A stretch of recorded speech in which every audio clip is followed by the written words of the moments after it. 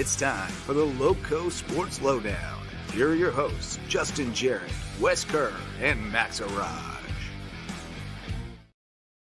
Hey, Lowco sports fans. Welcome to the Tuesday night edition of the Lowco Sports Lowdown. And if you joined us earlier on the Lowco Media Network, we had Under the Bus, new episode of that one.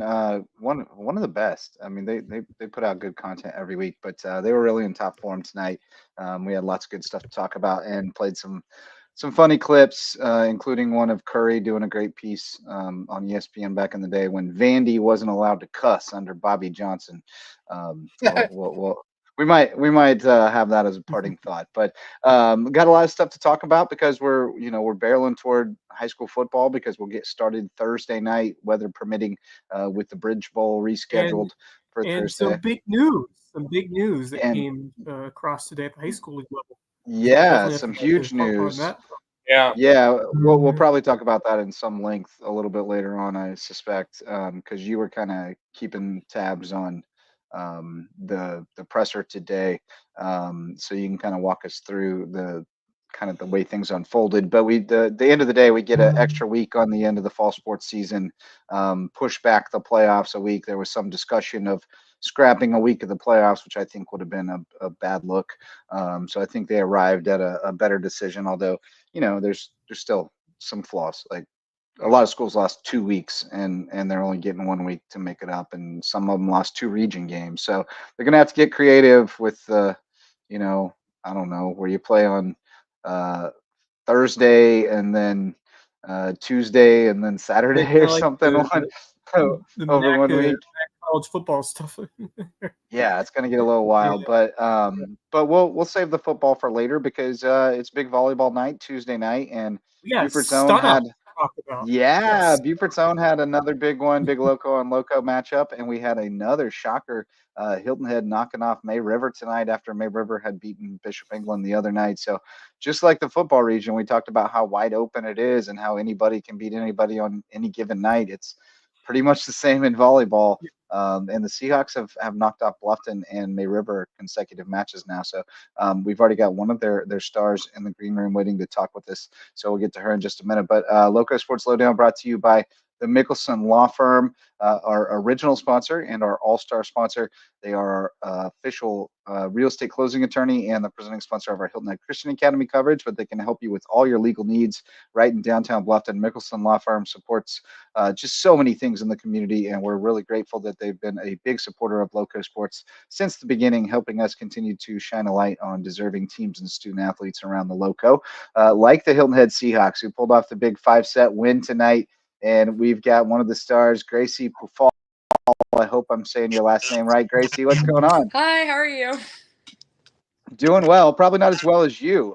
Huge win for you guys tonight at May River. And, you were sitting down there toward the bottom of the standings a couple of weeks ago, but now 2 big wins in a row, and you guys are right back in the mix. So, just tell us about what's kind of clicked with this team the last couple of weeks and how you guys are playing such great volleyball. I think the biggest thing was our mental game. We use this acronym, DIG. It stands for Dignity, Integrity, and Grace. And it really came into play tonight because we were down a lot the first set, but coming back to win the next couple and then playing hard in a fifth to win the 13-15, even after missing serves and some dumb errors, we really came back with our mental game. Gracie, first of all, congratulations. 2 enormous wins in this region that has really shifted the race as we head towards the final few games. But, talk to me about that final set, how you guys dug in to pull out a huge victory on the road and make yourself to be a threat going forward in this region and beyond. So, obviously, just talk about how big this win is and secondly, how you guys pulled out in that 5th set. Yeah, that was great. I think definitely focusing on the little things, like just getting our service passes on, our serves in, and just focusing on every little thing helped us really focus on getting the 5th set win. Especially after being up in the 4th set and still ending up losing that set. Yeah, because you guys were up late, right? Like 23-21 or something, and let that one slip away. Yes. So that's got to be tough to bounce back, and then especially in a short set, you don't have any time or any margin for error. You can't fall behind earlier, so you really really got to turn the page. But I was going to ask you about. It seems like year after year, Coach Talarchik's teams really improve dramatically through the course of the season.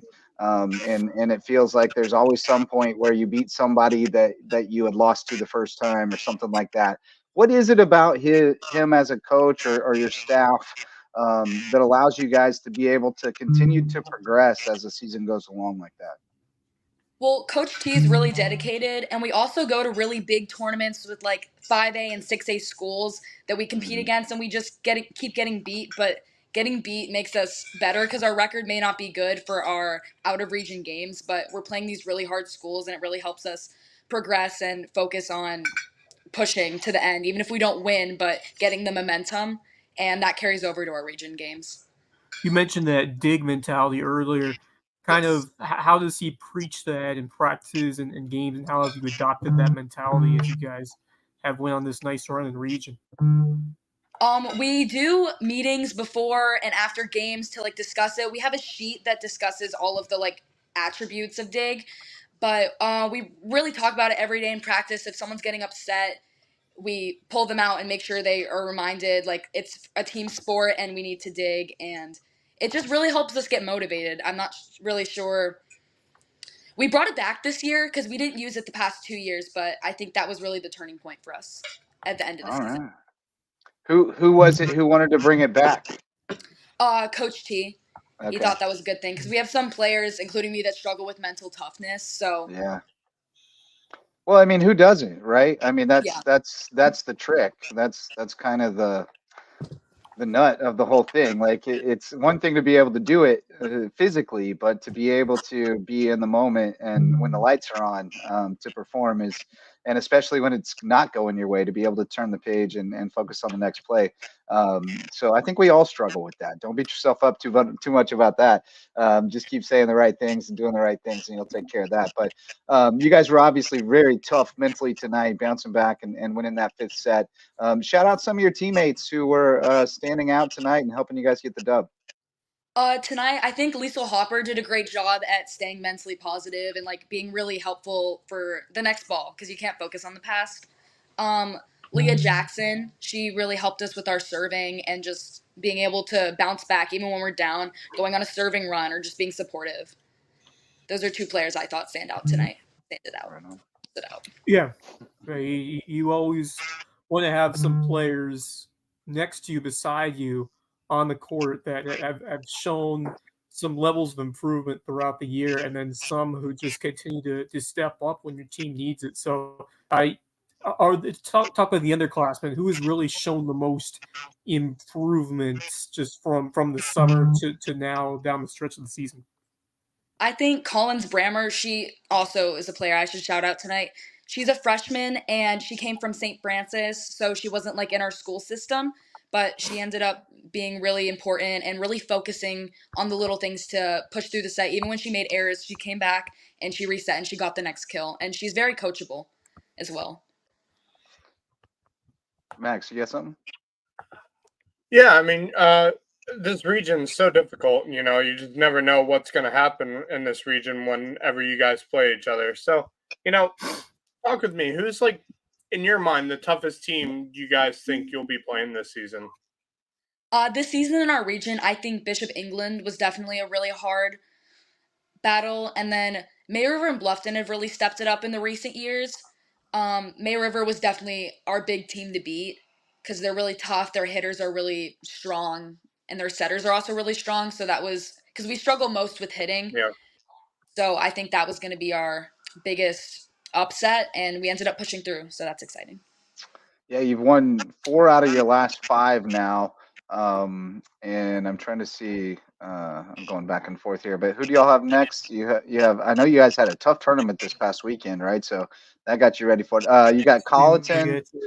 Then you got another tournament. Myrtle Beach and then Buford. So yeah, that's another tournament, right? Myrtle Beach. In Wando, yeah, we play at Wando in Charleston this weekend, Friday and Saturday. You guys have played a ton of tournaments, huh? I was just looking at your schedule, just a ton. Yeah. Talk about the value, talk about the value of those tournaments. You kind of mentioned it earlier, but yeah.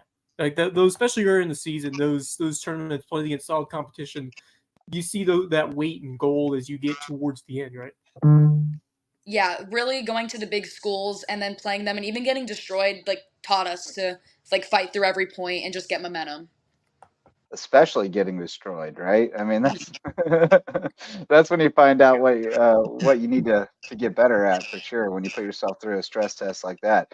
But looking at the rest of Did the you region hear today? schedule, it looks like you guys are well set up Yeah. to win the Yeah. last couple and get in there, and then you're just hoping for somebody to knock somebody off. Maybe you can move up a spot. But Right. Wes, I think you were alluding to the adding of Yeah. So today, I don't know if you heard about the South Carolina High School League, basically extending a week to the end of the season for volleyball. So obviously, you might be finished with all the region matches much earlier than that. So maybe you'll find some opportunities to find some other games or play some other opponents if indeed you get those opportunities, because it does look like from what we heard today that the volleyball playoffs will be moved back a week. Oh yeah, hopefully we can find some other ways to like advance or extra practices that can help us advance better. Yeah. Yeah, it's going to be a weird deal. It makes sense for, obviously the schools that were shut down for a while and they lost games that they have to make up, but it's going to be weird for some of the other schools that don't have any games to make up. It's like, what do we do? So I guess you can schedule some games if you want to, or go find a tournament or whatever. But looking ahead to, the last couple of weeks of the season here and going into the playoffs, what do you feel like you guys have to continue to improve upon to be able to continue this trajectory and maybe upset somebody and make a little run in the postseason? Being able to set our blocks and then run our defense accordingly, because we switch our defense a lot from perimeter defense 1 to rotational defense 2. So being able to just switch between those to find what's best to compete against our opponent, I think that'll be a really big thing because our blocking helps us like tremendously when it's on. Give me some more insider knowledge about the rotations, how that works, and defensively, how you guys kind of are positioned, and talk about the communication that goes on when you're defending, when you have that side opportunity, and then when you try to get those digs as well. So just talking about the rotations and how you guys approach a side out opportunity, because those are very important. Our best way to approach a side out opportunity is to get our strongest passers in the middle of the court when we're in serve receive, and making sure our hitters go in really loud to draw the blockers so we can hopefully get a one-on-one attack, or the setter flipping the ball, which means she's on one side of the court and she flips it back to the other side. That's really helpful. And then in defense, just doing our left and right back going into the forward seam with our middle back going deep, as well as our front row defense covering the tips and roll shots to the middle of the court so that our left and right backs can stay deeper. I want to give a little shout out here to Javon from Buford's Own. Thanks to him again tonight for hooking us up with the interview. We appreciate that, and appreciate you, Gracie. But I want to give a little love to Javon because we love what that guy does, and it has to be a great feeling for you guys knowing that your game's being broadcast and that people are watching from home. What does it mean to you guys when you know that Buford's Own shows up to broadcast the game, or when you get the call to jump on the LowcoSports Lowdown? We hope you appreciate that. Yes, I appreciate it a lot. It's really cool to be like recognized, especially since it was their senior night and we were down. It's a great feeling to know that we were recognized for that. Awesome.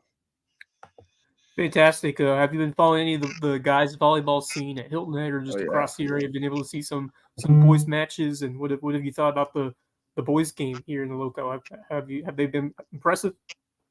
I've only been able to see one because when we're away, they're home, and when we're home, they're away. So. Yep, right. Yeah, it hasn't worked out very well. But do you guys practice together like a lot of the other schools do?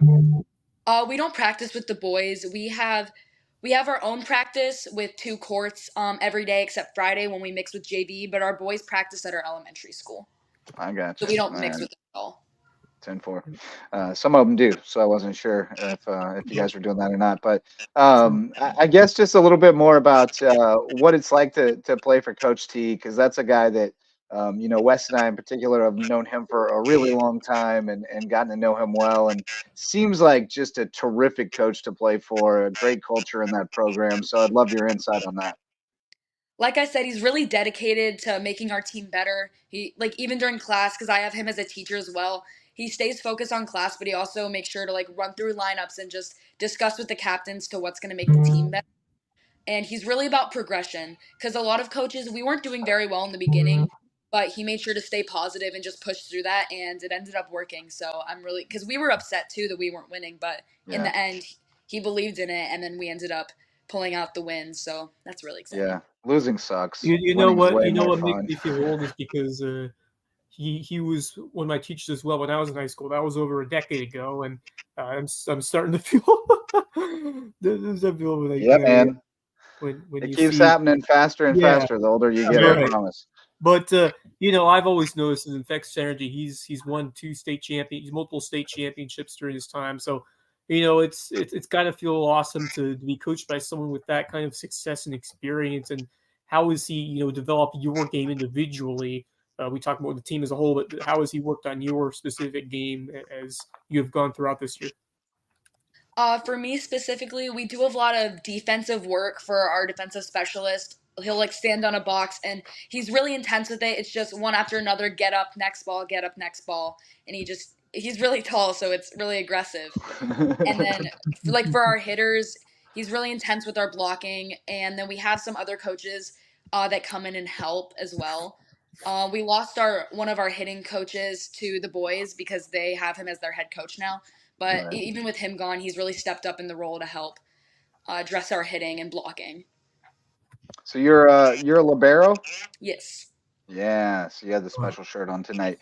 That is yeoman's work, my friend. That is hard work. Tell me a little bit about how you came to be a libero and what it is you love about the job, because it's not a fun job. It's the person who gets to dive on the floor every single play, pretty much. Yeah. Growing up playing volleyball, I was the shortest, so I kind of stuck in the back row, and then I just learned to love it. At the beginning, like when I was younger, I hated serve receive, but if you're a double libero, you're in every single serve receive rotation. So growing to love that really helped my like fight to be a strong libero. And then defense, it's so mental. As long as you're on your toes and focused, it could be the most fun part of the game, making those saves.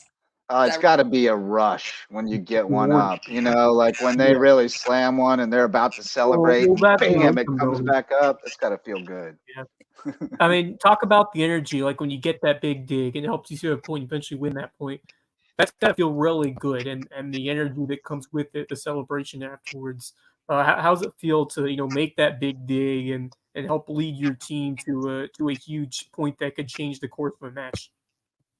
It feels great, especially since I'm only out for one rotation for my middle to serve. I get my hands on a lot of the balls, and just knowing that I'm contributing to our team and my energy is like vital to the team, it's really exciting and a great feeling to know as a leader. Right on. Anything else for Gracie before we let her go, guys?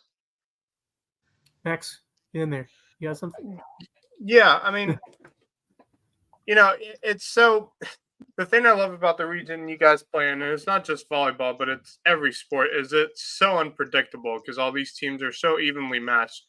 And, you just got to find a way to win games, and it can be really difficult in this region. So I wonder, like, determination and all that, like, what is the key to winning these games for you guys? The key to winning these games for us is just focusing on the next ball and having grit. The last 2 years we had a mental coach that kind of helped us through that and helped us through our like release strategies after we mess up. Like staring at the antenna and just taking a step or taking a deep breath that helps us calm down. I definitely still use that, and being able to do that is very helpful in being determined. Really a nice, important factor to have a guy you can help in terms of the mental side of things, because so much of the game is just how you approach somebody with a bad bounce or a bad break, or just your mentality. The mental game is such a huge part of really any sport, but especially volleyball when it's such a game of runs, and you can. Well, yeah, it just goes so fast. Yeah, just so fast. Javon wants to know how it feels to knock off 2 top 10 teams in a week. That's right. It feels great. It really reflects our hard work and just how we've pushed through the entire season, even after loss after loss. And we were defeated by Bluffton away at their home. It wasn't a great game for us. So just being able to come sweep Bluffton in 3, then beat May River in 5, and take Bishop England to really close games to 25-27, 24-26. It's just really exciting to see our progression. How excited are you for the potential of what this team can do, how you can carry it over towards the rest of this region, and most importantly, the playoffs? I think definitely working on our hitting and blocking throughout the season really will reflect in the playoffs, because we're going to see some big teams like Myrtle Beach, who we ended up losing to last year. Being able to really press and then setting our defense up accordingly will be definitely very important. And we've been working on that the entire season. Yeah, and having seen all those top quality opponents in the tournaments and stuff will really help you be prepared for that. And I wouldn't be surprised with the quality of our region if 3 or 4 region teams win their first round games. You know, if our 4 seed goes and knocks off the 1 somewhere, it wouldn't be the most surprising thing in the world. So definitely look forward to seeing what you guys do the rest of the way, and you know, seeing how the region shakes out. But what year are you in school? I'm a junior. You're a junior. So are you looking to play at the next level? I'm thinking about it. I'm not 100% sure yet. We'll see how my upcoming club season goes, but definitely looking. Who are you playing club with? I play club with Low Country Volleyball. Okay. Fantastic. Yeah, awesome. many do. In terms of academic pursuits, where are you most interested? Obviously, you have a lot of time, but anything that you're particularly interested in terms of studying it in college? Sorry, could you repeat that? Yeah.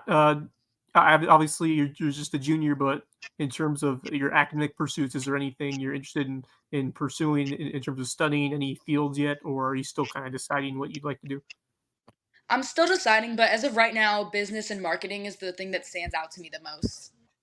Outstanding. Fantastic. Well, Gracie, best of luck to you the rest of the season and in your journey with volleyball, and you know, whatever happens, it'll all work out great for you, and you'll have had a great journey along the way. And tonight will be one of the great memories. So, congratulations on a big win at May River, and thanks so much for making time for us. We appreciate you, and have a great week. Thank you. Thank you for having me on. You betcha. Take care. You too. That's Gracie Pufoff from Hilton Head High Volleyball. 2 top 10 victories this week. Big win tonight against May River in 5 sets. And another impressive young person. Whatever these people who tell us, you know, how terrible this generation is, we just keep proving them wrong. About every night, we get somebody on here that proves them wrong. Awesome. This generation's got a pretty good head on their shoulders. These kids are so amazing, not just in terms of academically, but just their responses and their mindsets and how they approach these games and how they approach life, and you know, performing well in the classroom and just getting a good head on their shoulders. Like so many tremendous interviewees and all these teams, and another tremendous volleyball player that we've had such a pleasure to talk to. And what a monumental pair of wins for Hilton. And now, you know, they're sitting right there. Obviously, they're 4-4. There's still a decently amount of distance back from May River and Bluffton, who are, I believe, both 5-2, and then Bishop England at 7-1. Yeah. So with that May River loss, Bishop England is now really in the driver's seat in this region. So Hilton doing the battling Bishops a favor in terms of their pursuit for the region title. Yeah, and I'm gonna. Who else played tonight? So Bishop England swept Beaufort and Bluffton swept Carleton. And then Bluffton beat Carleton. So pretty much what you would expect there. Those couple of teams. Bishop England certainly looks like they will. They're in pretty good shape right now to get. Hilton had helped them a lot tonight because they were going to be potentially end up tied with May River. So and in terms of the bracket, it's just like football where you have the RPI system. The RPI. Yeah. So, and I believe this RPI updates in real time as results are entered. So it won't, which is the beauty of using Max Preps, right? You get everybody to enter it, then it updates in real time. It won't reflect the May River Hilton Head game yet, though, I don't think, because I haven't seen that score entered yet. May River had been up to now ranked 4th in the RPI, so you know, they'll take a little ding. Although, you know, at this stage, I wouldn't think it has a huge impact just because you've got enough data points at this point that I wouldn't think each individual opponent would impact the two right columns that much. So it'll mostly be your win percentage that's changing, and you've played enough games that it's not going to be a dramatic change. So yeah, but you definitely like right now where May River's sitting there. Right, they're well positioned. If they end up as the 2 seed out of the region, they're well positioned to be the top 2 seed, which would get them like the 4. Yeah. So that's good. It's a good spot because then you'll get two home games. You'll get at least 2 home games to begin playoffs, which is important. Bluffton, Hilton Head's probably going to jump over Bluffton. Well, I don't know if they will. Actually. So Bluffton's 5-2, Hilton Head 4-4. So Bluffton still has another game in hand. I guess. Yeah, I meant in the RPI. I just meant in the RPI. Okay. Yeah. So I'm they just might not though because they both obviously third place will finish. Third place gets a higher seed than the 4th place team. Right. So Hilton Head's looking to be a 4 seed. Right. And you would think at best number 10 overall in terms of the bracket. Right. So they have to be on the road. So you want to try to get that 3rd place because you'll get probably at least one home game, which is very important. So certainly if Hilton Head does win their next 2, you got to hope that somebody gets swept or kind of fades one between Bluffton and May River because those 2 have still have to play home against each other. Yeah, they still have to play each other twice. So if one swept the other, then Hilton Head could potentially overtake them, right? So yeah.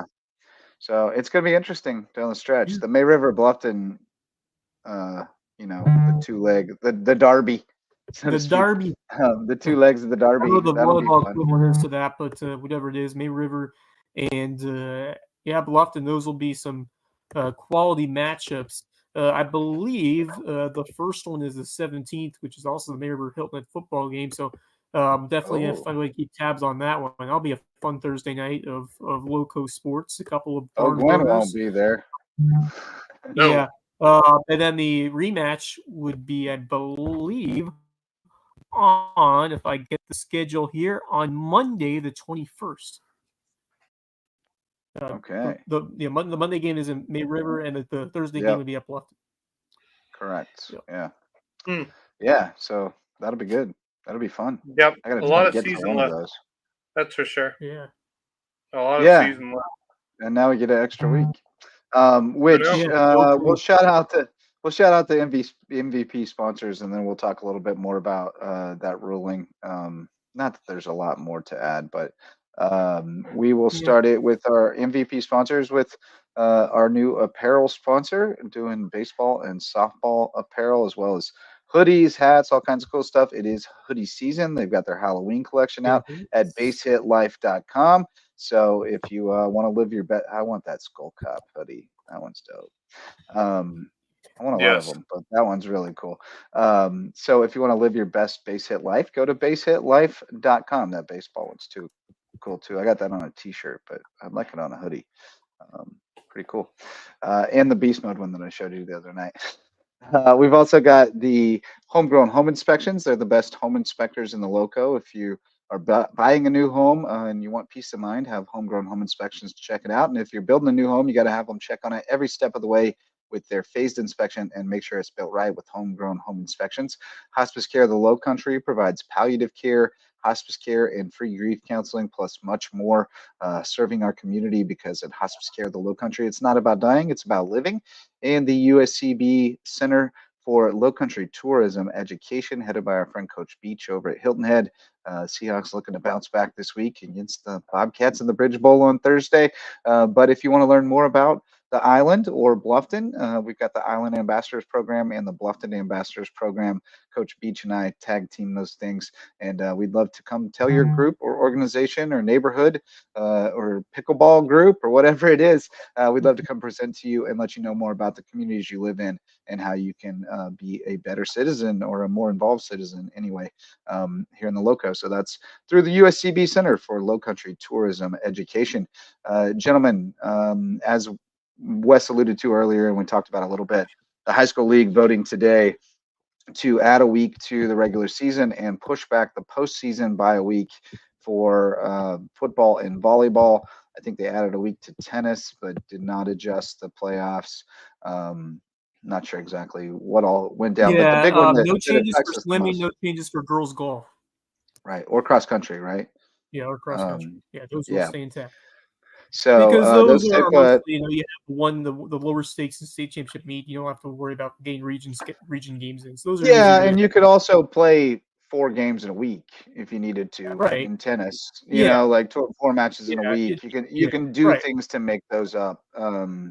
Golf Absolutely. and cross country, you don't even need regular seasons or just Right. You just training have for the the big meets at postseason the end. anyway.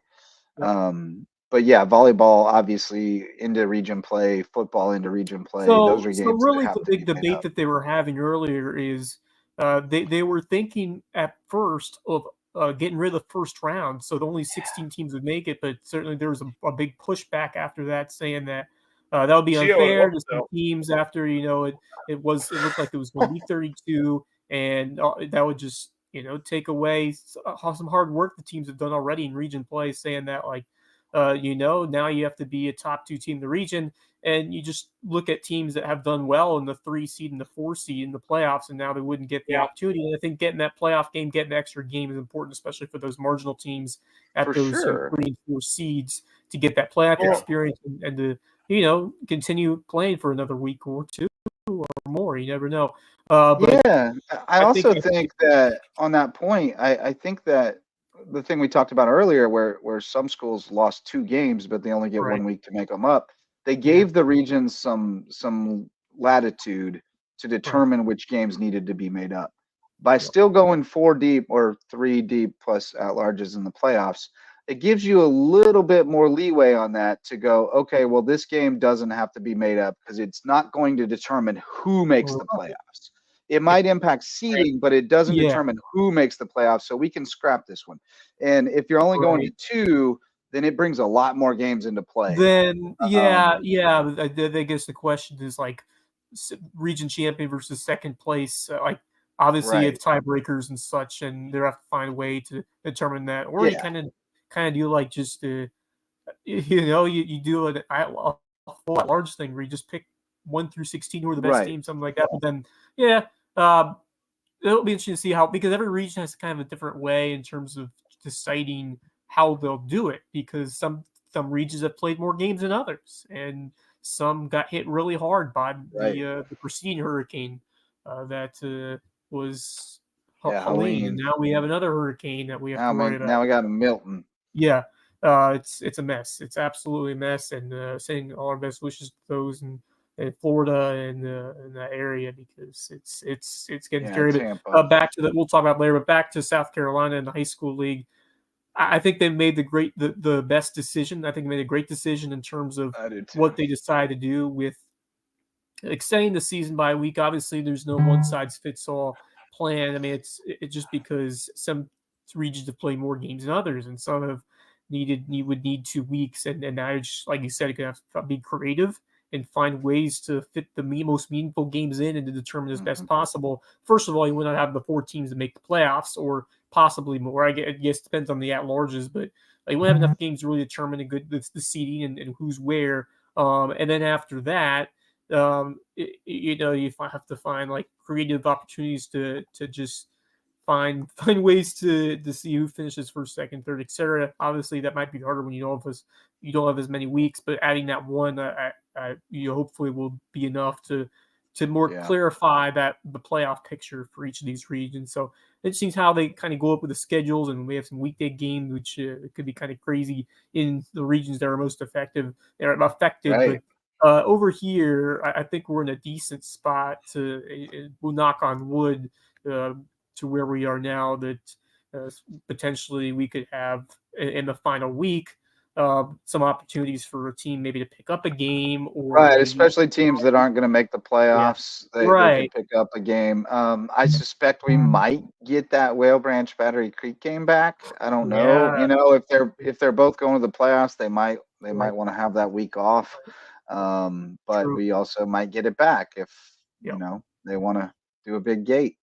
And the other thing is thing that they were talking about, and something could have thrown a wrench, but I think they were able to rectify the situation. Was they needed to find the venue if they did push it back because the weekend of champions had to be moved back a week. So South Carolina State it's looked still like they're South able Carolina State. to be able to host those games that week later. So good to see that, because that SC State, they said we'll be able to host the championship games on 13th and 14th. 12th to the 14th of December, and I believe some of the All-Star games might be moving back. Like that was the other thing. The Touchstone got pushed a week. 21st, so right before Christmas. They'll be the same day. Touchstone Energy and Shrine Bowl the same obviously day. An unintended consequence, but something that normally those two players play for the Shrine Bowl normally don't play for the North-South game, right? No, you don't play them both. Yeah, right. So, so that's not an issue, but I guess just because of media trying to cover both the thing. Well, and coaches, coaches try to be there for their guys, and if you've got guys in both games, you'll have to split up the staff, so that's kind of a bummer. They also named the Mr. Football at halftime of the Touchstone, and it's usually a guy who's in the Shrine Bowl the next week who gets it, so he won't be there. So there's some things like that it kind of monkeys up, but they're not huge in the grand scheme of things. Okay, so Lou, who I've been following his tweets all day, that's where I found all this info. If Mr. Football winner is in the Shrine Bowl, he will be recognized at the Shrine Bowl. Okay, that's good. Yeah, but that thing is a smart decision too, especially with this situation. Well, and good on the Touchstone folks for doing that too, because they didn't have to. They could have been petty about it and said, "No, this is our thing. We get to do this," but they weren't. But that's cool. This is a time where everybody's trying to figure out how to get back on the right track, and if they have to give up things, then you got to give up stuff. And good for them to give up something a little bit on the petty side at halftime. Obviously, yes, Mr. Football is a huge deal in South Carolina, but it doesn't matter in this situation what game it takes place at. I think, it's good that we've added another week, and you're mentioning Wes as you're texting us they were going to move it to 16 teams, and I was like, that's the dumbest thing you could possibly do. There's no way you should do that. That got denied. We're going back to 32 teams. I was like, oh my god. Yeah, I was skeptical. Glad that was soundly defeated. With that, because I was panicking for a second, because I'm just like, there's going to be teams out of our region that looked really good this season, but won't get to play. Potentially, Bluffton or, Hilton Head may not get to play in the playoffs, and they've had great seasons so far, So it's, it's stuff like that. And so for them to keep that, that 32-team format is great. And obviously the date of state championship game will be moved. I believe it's the week of December 13th and 14th. So 12th through 14th. Where it was. So, and the other, I guess, the other thing that people were talking about was the confliction with winter sports season, because some of these schools at the 2A, 2A levels are multi-sport athletes who play basketball. So that's, I guess, is the other thing that. That is what it is, though. I mean, you gotta finish the season that's in season. You can't just cheat them out of 2 weeks of their season because we got to start basketball in November. We don't have to start basketball in November. There's no rule that says you have to start on November 18th. You can wait till December 3rd. Right. And those are mostly non-region games or tournaments anyway. They're not region games. Yeah. So I think it's the right move to make. For South Carolina. Plus, there have been teams who have missed 2 games already because their field is not set. So adding that week is going to help them tremendously. But there's still going to be teams, I feel, as this week may not be able to play a football game. Which is the really terrifying thing. If you're a team who hasn't been able to play for nearly 2 weeks now, so it is difficult to be able to handle this properly. And I think South Carolina High School League made the right move today with adding that extra week. And, I wouldn't put this out of proportion. There, if things continue the way they are and there are teams who still aren't able to play football games, there could be a way where they extend it another week. I doubt they will do that, but there's there could be a chance there. I think it was pulling teeth to get this one, but yeah, I mean, unless we're impacted by another storm, it seems like most everybody in South Carolina is getting back to normalcy now, which is good. I think this is it. Yeah, I think this is probably it. I did see some of the destruction in that North Augusta area, and it was not pretty to look at. No, it was bad. But hey, extra week of football, that's always exciting. Although you wish it wouldn't have happened just because of the way it did with the hurricanes and the storms and whatnot. But I think this was the they did the best they could in terms of making the situation viable for most of these teams who need the extra time to get those games. Yeah, it was the right move. And the committee. Oh, we got a wild one going here, boys. The Paters were up 6-1, and now it's 6-5. Ooh, crazy one. Yeah, that series is going crazy. Also, there's a non-zero. There's a non-zero chance. There's a non-zero chance that all 4 wild card teams make it through because the Mets are up 2-1. Right. The Royals look good against the Yankees. The Tigers, even their series against the Guardians. So there's a non-zero chance that all 4 wild card teams would beat the top again. Seeds. If that happens, seriously, again, I was about to say again, like seriously, this is what I don't like.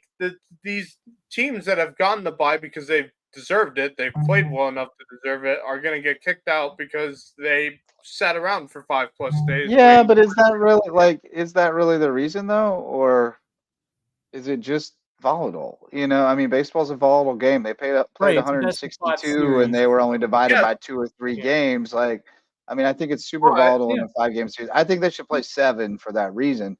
But it's not like all the top seeds came out and laid an egg in game 1 either. A couple of them won game 1 and then lost game 2. For a team to sit 5 days, while it might be nice, it also gets you off. I think it's just more the parity. No, I agree. How close these other teams are. Much more in baseball compared to like football. I feel like. But and so a small advantage like that becomes big. I mean, when the teams are that evenly matched. I will say this: out of the wild card teams, I'm okay with the Mets moving on to the next round because I cannot stand the Phillies making it to the NLCS. By the way, you got to feel the same. You got to feel the same about the Royals, right? No, dude. I would love to see. I would love to see the Royals make it. I'd actually like to see the Detroit Tigers make it to the next round because they've played so well and they're such a fun team to watch. Can I say I'm actually rooting for all the wild cards? Gary Carpenter. Gary Carpenter.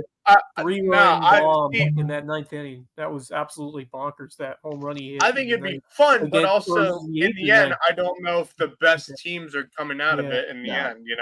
Yeah. So and that's the purpose of 162 game season is you have ample time to determine who the best teams are, and then it's pick them in the playoffs where.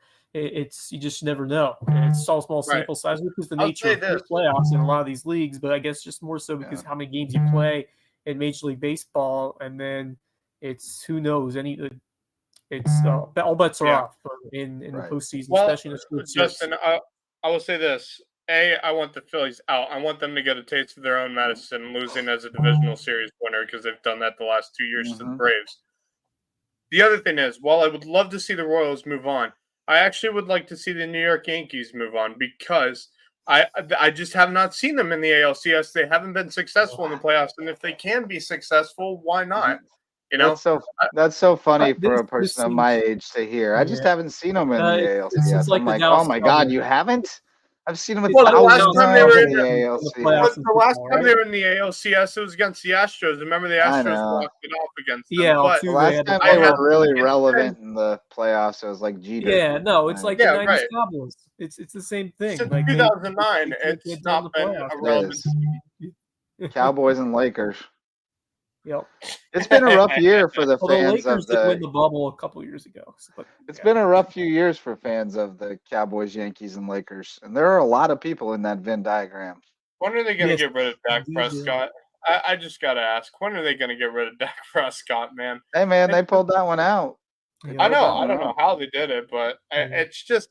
It's so disappointing because I just watched the Dallas Cowboys hoping maybe they'll actually be somewhat competitive this year. I think it's the owner they need to get rid of. Oh, it's Jerry Jones for sure.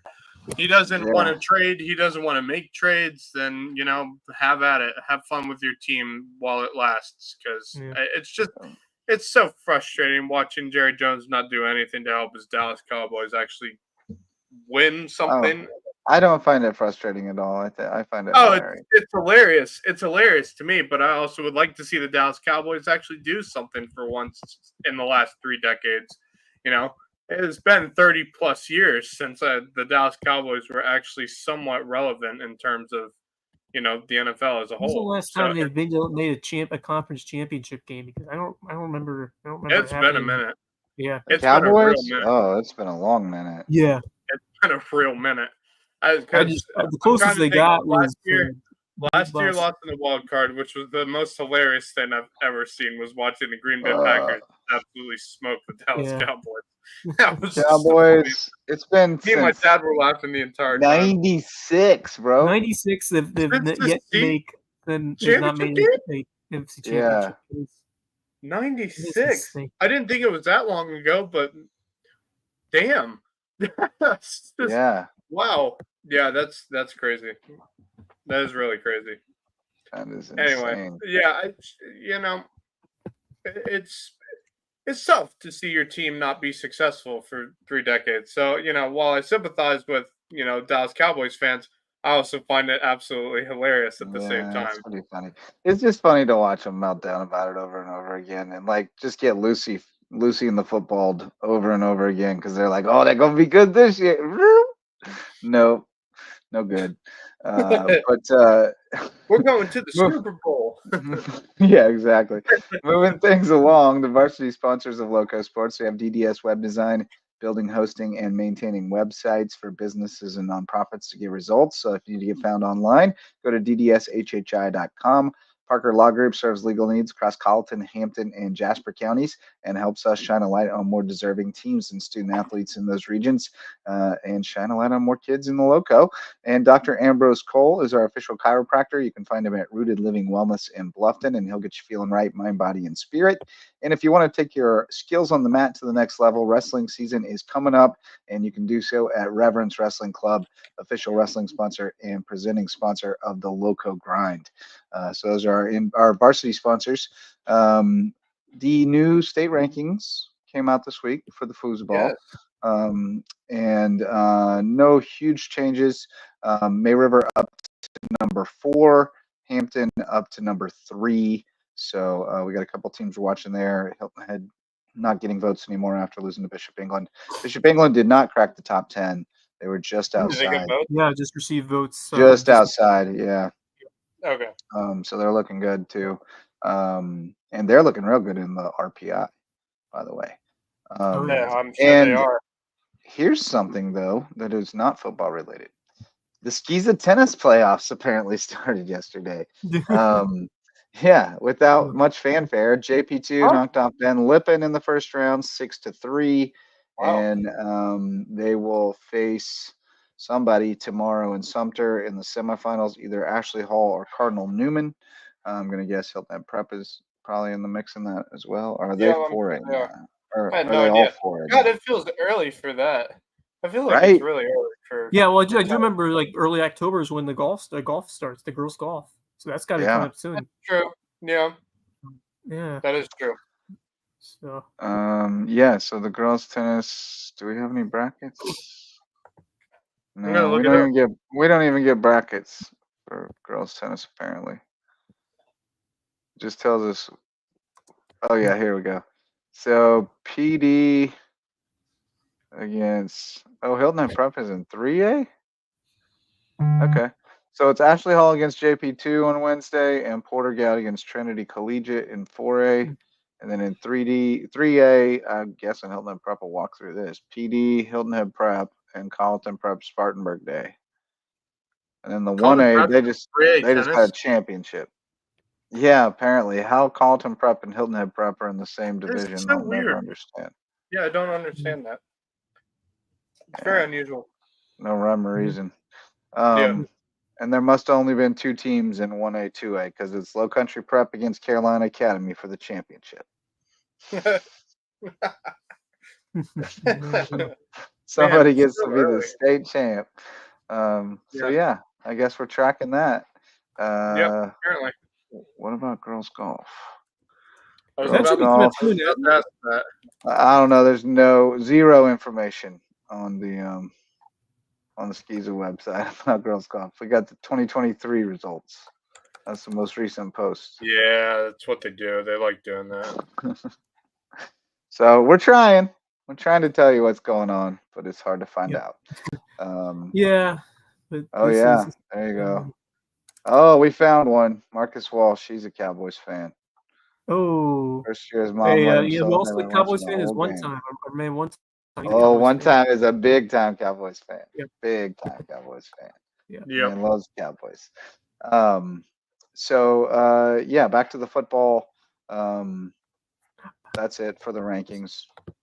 Nothing much there. Yeah, a little. Do we want to update our power rankings? Tomorrow's tomorrow or Wednesday power ranking? Yeah. Well, are we gonna do preview show tomorrow night since we have we only have one game on Thursday? Yeah, because I'm sure Marcus might be able to hop on tomorrow. So I feel like we should do the preview show tomorrow. Okay. He was a Cowboys fan when there was no football. Yeah, that makes sense. If we move up the pigskin preview tomorrow, instead of Thursday, and then we do like a 2 days of the more like a live 2-day preview live on Thursday, and whatever works best for you. But either that's kind of what I was thinking. Yeah, I think we should do previews that tomorrow. Yeah, previews tomorrow. I do have some changes to the rankings. One game Thursday. You do? I do. Well, we're running out of time, so I guess we'll do it another day. But you got to shake them up a little bit. But I'm telling you right now, we all had Hilton Head, Hampton, Bluffton, 2, 3, 4, and I don't know what you do with all that now. Ooh, keep it all the same. Because with Bluffton knocking off Buford. I mean, you still got the Hilton Head beat Hampton and Hampton beat Bluffton, so we can make. How about if you want to just go through them together today, or if you want to give some more time, we can go through them real quick, I guess. Yeah, let's do it. Let's just do it. Why not? Yeah, we'll make them. We'll discuss and go through them together. Okay. So do we stay? May River stays 1. Yes. This Hilton Head's got to stay ahead of Hampton, and Hampton's got to stay ahead of Bluffton, right? And Bluffton's got to stay ahead of Buford. Well, Bluffton beat Buford. Who would you move here? Right. I might move Bluffton. I like the way Bluffton's playing. I think it's recency bias, but I like the way Bluffton is playing. But you're going to move them ahead of a team that beat them head to head? I think head to head means something. That gives a lot of weight. I mean, Hampton has to stay ahead of Bluffton to me, and Hilton Head has to stay ahead of Hampton because they both beat them head to head. Right. Until Hilton Head and Bluffton play, and then it could mess things up if Bluffton beats Hilton Head. But for now, I think you got to keep them.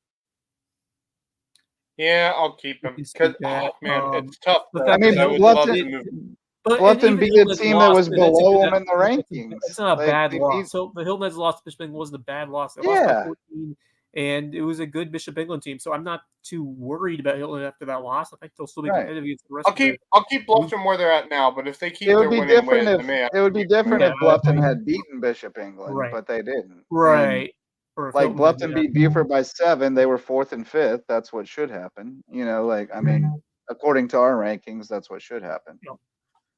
Now, I think I would flip Battery Creek back ahead of Carleton. Okay. Yeah, I'm keeping Battery Creek where it is. Yeah, absolutely. And then we go Carleton or we go Whale Branch. I'm also changing. I'm going to change Hardyville and Ridgeland as well. Well, yeah. I got Ridgeland over Hardyville, yeah. I do. Yeah, I definitely that's do no brainer. Whale Branch Carleton is really the only. They got a win on Friday too against Denmark OR. So yeah, I that was a good win. Whale Branch up until they prove themselves again. I just can't. I haven't seen enough from them. Yeah, I agree. I think Carleton over Whale Branch right now. Yeah. And then Whale Branch has not played a game in I feel like forever. Ages. It feels forever since they played a football game. Yeah, I know. All right, here. Hilton Head Christian still ahead of THA? Yes, for right now. Yes. there's maybe a bit. I think that gap. I do think that gap may have closed a bit between those two. A bit. I agree. Pinewood Prep's a good team. But the way they got thoroughly beaten, Pinewood Prep might be the state championship favorites right now for that whole division. Pinewood Prep in 3A. In 3A, I think they're the favorite. Yeah. They knocked off Wilson Hall pretty badly, and I thought Wilson Hall was that second team, and I was like, well, okay, either Wilson Hall is really bad or Pinewood Prep's just that good. Yeah, and they beat them bad. A bit of both, but I think it's both. I think Pinewood Prep's the strong favorite right now. Wilson Hall is good too. Wilson Hall's played some good teams this year, so I'm keeping Thomas Hayward and AJCA where they are. Beaufort Academy, I would keep where they are. Stays there. Patrick Henry stays ahead of Carleton Prep. Patrick Henry played Thomas Hayward tougher than Carleton Prep did. Patrick Henry. They play each other this week. Yeah, that'll be a good one. And then Hilton at Prep JP2 this week as well. So those will both sort themselves out. Those can change. Yeah. I put Prep as the favorite in that one. Yeah. And four Old Cross schools. I'll be over at the afternoon. Yeah. The Lights, Sea Pines, Friday afternoon. Yeah. I will say if JP2 loses this game, they don't win a game the rest of the year, unfortunately, because their season after that is just ridiculously difficult. And I'll tell you what, man. They still got to play Pinewood Prep and Hilton Head Christian Academy to finish off the year. You guys called it early in the season. I thought the offense was okay, but you guys called it early in the season that the offense was broke. Well, I mean, we saw them. I mean, me and Wes saw them play against Lawrence Man, and granted, it's Lawrence Man. But they scored 22 last week, but they only scored one offensive touchdown because they had 2 kickoff return touchdowns. That's the thing. I've been saying it all year is that the defense is good. The offense is just not there. And they played both quarterbacks. Brown had a little success on the ground, scored a rushing touchdown. If they had an offense that was trustworthy, they could have been competing in the region. They wouldn't have won the region. No way in the world they would have won the region, but they would have made a good game against Christian Academy. But I just just hasn't been. Yeah, it's difficult. It's very, very frustrating if you're a JP2 fan watching the football team have a good defense, but an offense that's making the defense even more angry than they should be. Like it's just, I gotta give shout out to Bethesda defense too, because I don't know if you saw the rushing totals for BA, but Nick Underwood 12 for 35 and Dietrich Schuford 4 for 27. I mean, they just shut it down. Crazy. And that is impressive.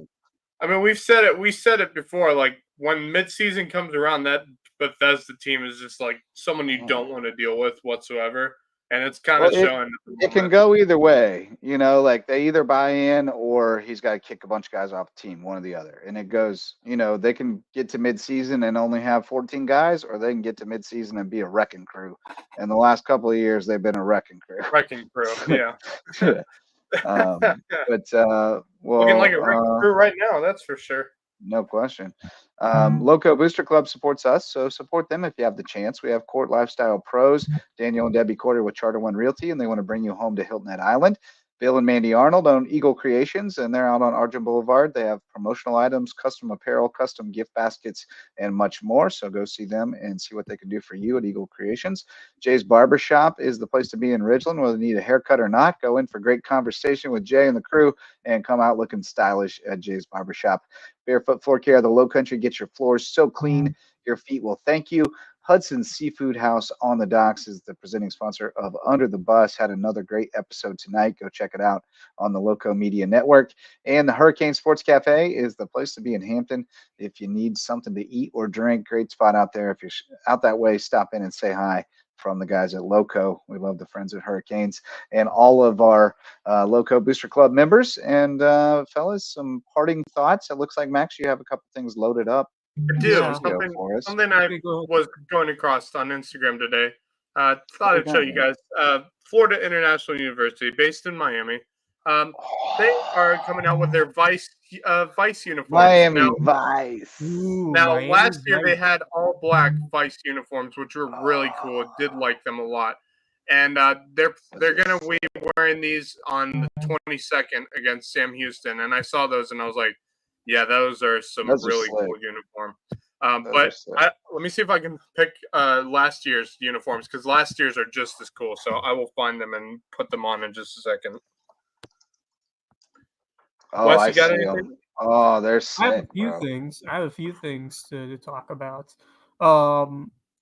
First off, it's kind of cool to see just to follow the story of this. A couple of the Detroit Tigers have been a really fun team to watch. I mentioned the that Carpenter home run to give them that win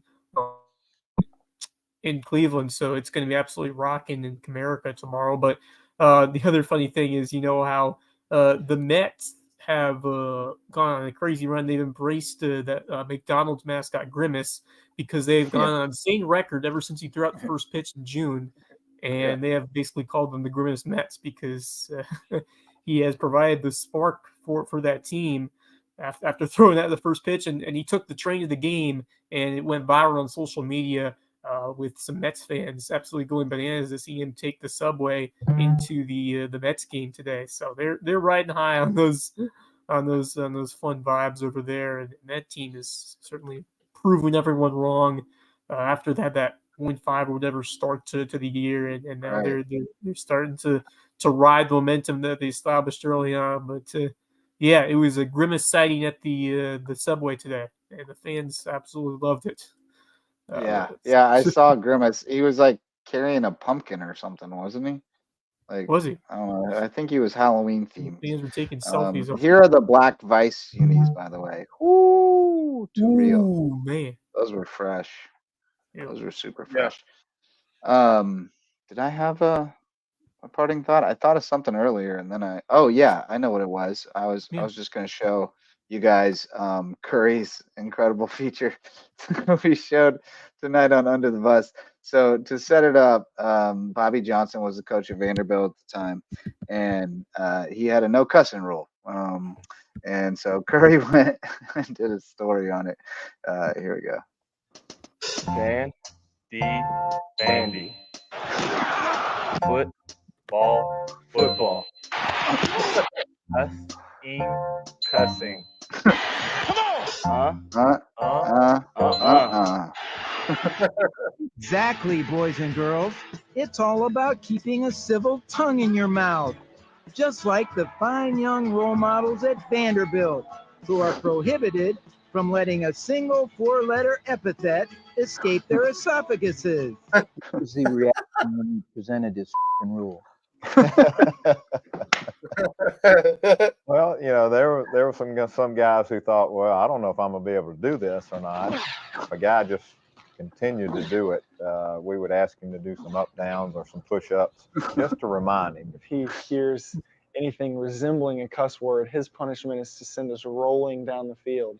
And so if you don't want to throw up in the middle of practice, then you watch your mouth. So the usually comatose but always crafty Commodores have come up with an alternative solution. Another language. Language. You best learn how to say frat instead of the other word, or jit instead of the commonly used 4-letter word. Jit. How you say jit every now and then? Jit? Jit means what one would think it would mean. Frat. What's frat mean? Well, frat means what you think it means. I don't know what it means. Yes, you do. Don't try to get me in trouble now, because the coach is going to watch this, and I'm going to have to do up downs. Frat. If I say it, then I'm going to get in trouble. What does frat mean?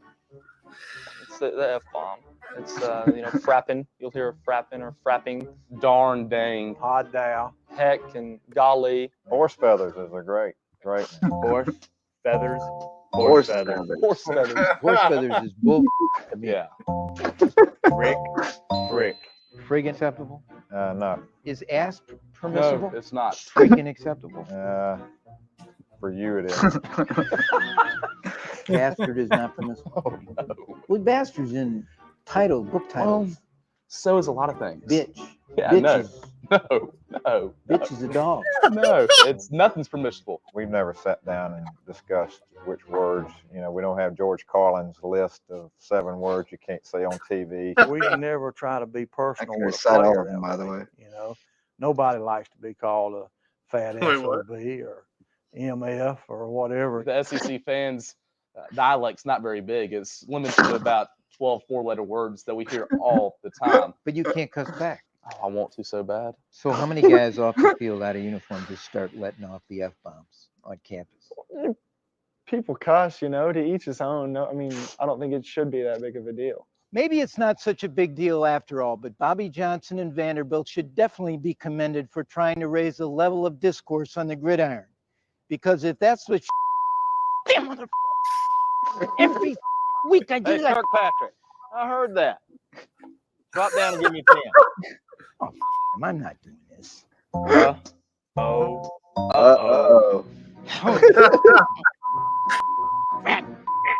Oh, mother.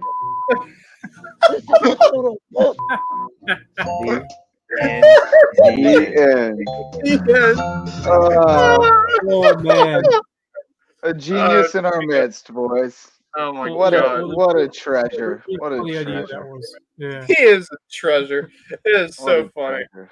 God, it's so funny listening to him on Under He the told Bus. us tonight that all those years at Sports Illustrated, and around an arena or a football field or whatever, people knew who he was, but out in public, nobody did. But he said the week after he made that segment, like up till now, people will walk up to him and say, Kirkpatrick, I love that segment you did on Vanderbilt not being able to cuss. He's like, when I went on TV, it was a whole different ballgame. So he did some great ones, man. He's always pulling out a story about something that just blows my mind. Always an answer for everything. A legend. He's had quite the number of experiences from going down here and covering the Heritage. It's inception, like the first couple of years, like the second year of the Heritage, to tennis, to the Grand Slams of Wimbledon, to the Olympics. Every he's got a story for everything. Yeah, got a story for everything. We'll have to get him back in here one of these days in the off season. Yeah, he was one of our first guests we had back in the early days of this podcast. That was one of our first interviews we had with Curry. That was a blast. But I have another parting thought, not related to that, but one of our Lowco stars we have talked about for a while. We kind of mentioned his name in passing recently, but my man Lee Kirkland. Yeah, that's where I thought you were going. Light it up, the offensive player of the week in the AAC. After yet again another stellar showing in a 47-21 win over Reinhardt. He goes 35-51 for 299 yards, 3 touchdowns, no picks. Dude is an absolute baller. And just week in, week out, he is performing out there. Jr. Man, he is turned into quite the quarterback over there at Pike. And one that has that outside opportunity of really doing something special going forward, because that too has found that gift of being a prolific passer, seeing the field really well at this level, and just continuing to sling it out there. And man, has he been impressive every single week, it seems. But heck of a season so far for Lee. Yeah, man. Just to think he was only 210 yards away from matching Kirk Cousins' 509 yards. Right. Yeah. Well, he's got all the records now. He's now got 7,515 career passing yards at Pikeville. He holds the career records for passes thrown and completed, touchdown passes, and yardage. And it's now the 7th time that he's been the offensive player of the week in just 2 seasons since they joined the conference. This season through 5 games. Through 5 games, 153 for 251 for 1636 and 14 touchdowns. Wow. Dude's crazy. Yeah, he has also scored half of UPike's 8 rushing touchdowns.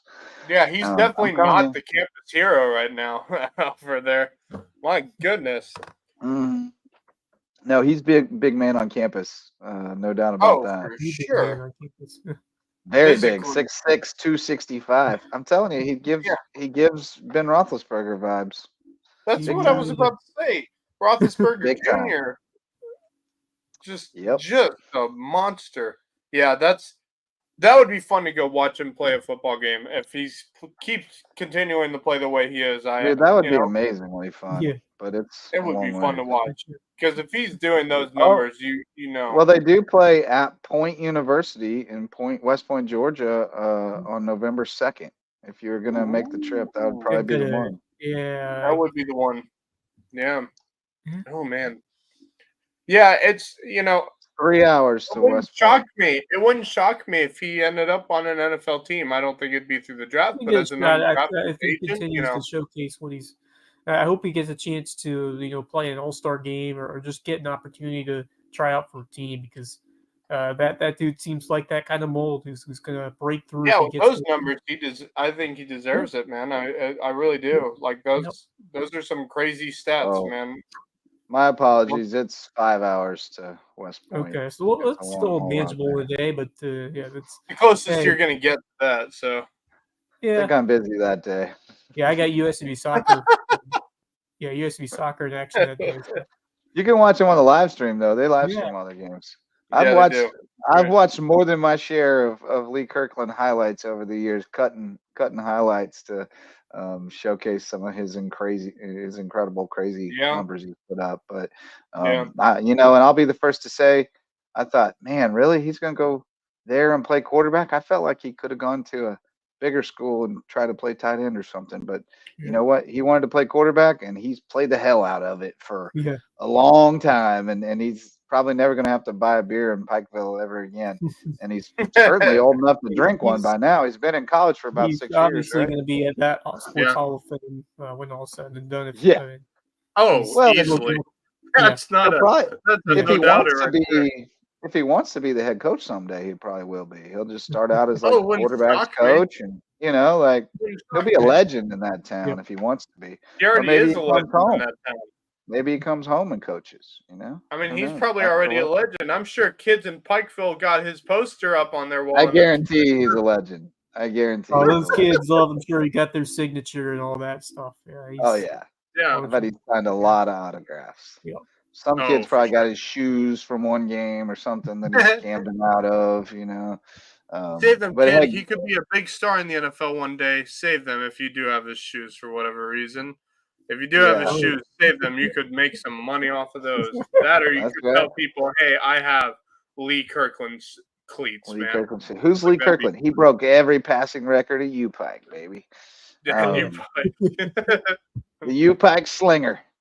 But anyway, boys, great show tonight. Thanks again to Javon Livingston from Beaufort's Own for not only what he does night in and night out, but for setting us up with the interview with Gracie. She was great. Congrats to Hilton Head High Volleyball. Apologies to Sydney, who also had reached out after Gracie was gone, or Shelby, I'm sorry, who had reached out after Gracie was gone, and we couldn't get her in. But we'll hopefully have another big win for the Seahawks at some point. We can get Shelby on. Shelby Klein. But congrats to the Seahawks. Thanks to all of our sponsors, especially the OGs and our All-Stars Mickelson Law Firm. And thanks to everybody who shows up to listen or watch and shares the show, tells your friends about it, tell your mom and them about Lowco Sports. We're out here shining a light on teams and student athletes repping the Lowco and having success. So thanks, fellas. Enjoyed it very much. And we'll be back again tomorrow night, 9:30 p.m. We'll do the Lowdown thing, and then we'll do the Lowco pigskin preview and get you ready for week 8 of the high school football season, kicking off Thursday night with the Bridge Bowl, Bluffton, and Hilton Head over in the Den. So we'll see you again tomorrow night, 9:30 p.m. For Max Arraj and Wes Kerr, I'm Justin Jarrett. Till then, go Lowco. The Lowco Sports Lowdown podcast is a production of Lowco Media LLC and LowcoSports.com, an independent media outlet providing grassroots local sports coverage in the South Carolina Lowcountry. We are sustained by community support from sponsors and patrons like you. Get in the game with a monthly pledge of $1 or more at patreon.com/LowcoSports to keep us going and growing. Go Lowco.